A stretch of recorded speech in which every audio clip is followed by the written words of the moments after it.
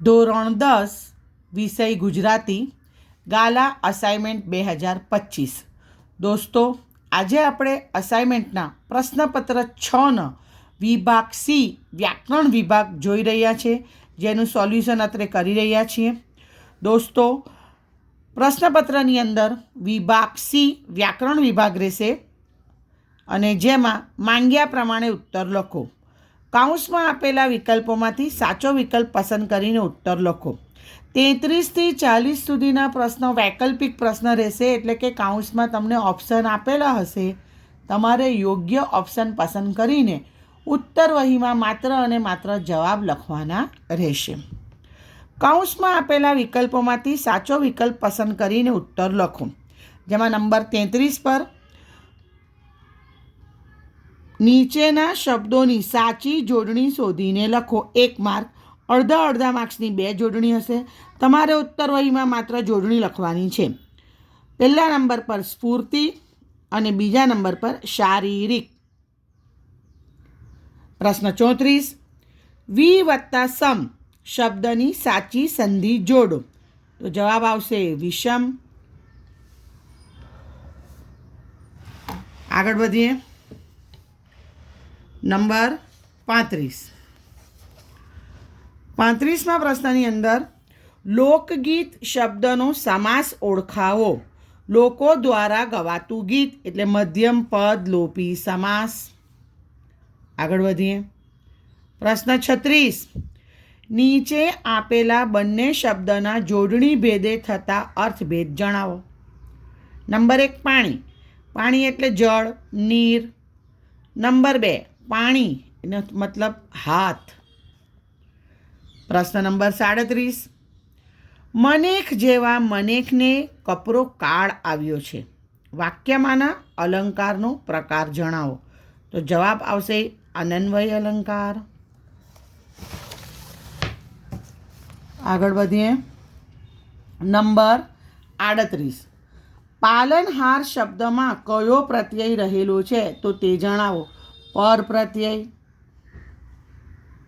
પ્રશ્ન 39. નીચેના શબ્દોના સમાનાર્થી શબ્દ શોધીને લખો. ઉર એટલે હૃદય, દિલ, હાર્ટ અને સુધા. સુધા એટલે અમૃત. 40મો પ્રશ્ન. પરસેવો સંજ્ઞાનો આપેલા વિકલ્પોમાંથી સાચો પ્રકાર શોધીને લખો. જવાબ આવશે દ્રવ્યવાચક સંજ્ઞા. પ્રશ્ન નંબર 41. 33થી 40 વૈકલ્પિક પ્રશ્ન હતા. હવે 41થી નીચેના પ્રશ્નોના માંગ્યા પ્રમાણે ઉત્તર લખો. 41મો. નીચેના રૂઢિપ્રયોગનો અર્થ જણાવો. હળવા ફૂલ થઈ જવું એટલે જવાબદારી કે ભારથી મુક્ત થઈ જવું. જવાબદારી કે ભારથી મુક્ત થઈ જવું. નંબર 42. નીચે આપેલ કહેવતનો અર્થ લખો. પાકા ગળે કાંઠા ન ચડે એટલે ન બને તેવી મિથ્યા મહેનત કરવી. ન બને તેવી મિથ્યા એટલે નકામી, ફોગટ મહેનત કરવી. પ્રશ્ન 43. નીચેના શબ્દ સમૂહ માટે એક શબ્દ લખો.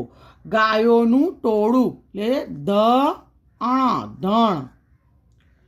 ગણ નહીં લખતા, હા, ધણ. ધજાનો ધ છે.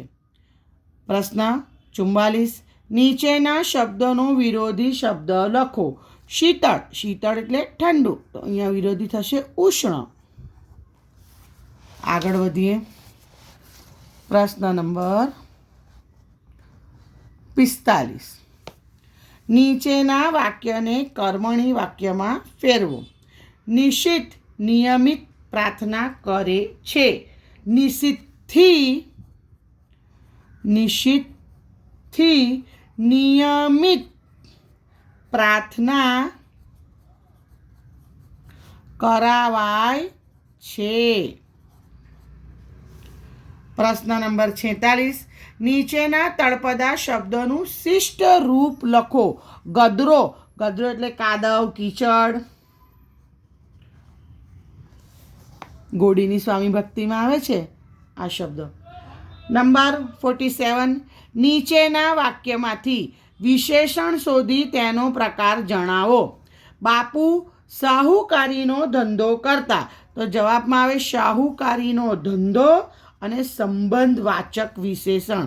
અહીંયા યાદ રાખો, શોધવાનો અડધો માર્ક્સ અને એનો આન્સર કે કયું વિશેષણ છે, તો સંબંધવાચક વિશેષણ.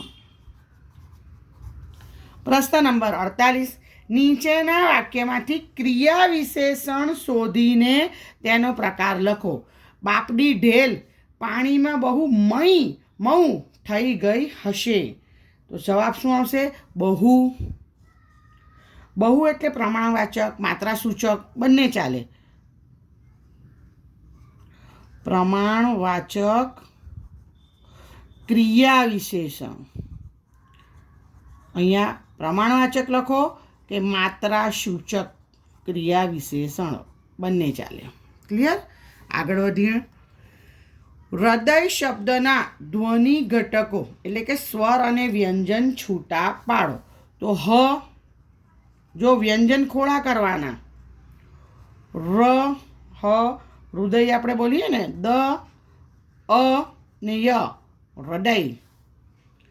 પ્રશ્ન નંબર 50, નીચેના વાક્યની ભાવે વાક્ય રચના બનાવો.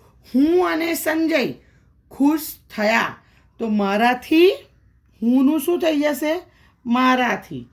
અને સંજયથી ખુશ થઈ જવાયું. પ્રશ્ન નંબર 51, નીચેના પંક્તિમાં રહેલો છંદ ઓળખાવો. હણોના પાપીને દ્વિગુણ બનશે પાપ, જગના શિખરિણી છંદનું ઉદાહરણ છે. શિખરિણી છંદ. અને છેલ્લો પ્રશ્ન, વસંતિલિકા છંદનું ગણ બંધારણ જણાવો. તો માત્ર બંધારણ પૂછ્યું છે, તો ત, ભ, જ, ગા, ગા. તભ, જ, ગા, ગા. દોસ્તો, આશા રાખું છું કે મારા દ્વારા અપાયેલી આ સમજૂતી તમને ગમી હશે. કોઈ ક્વેરી હોય કે કોઈ પ્રશ્ન હોય તો મને કમેન્ટ બોક્સમાં લખીને જણાવો. All the best for exam. By.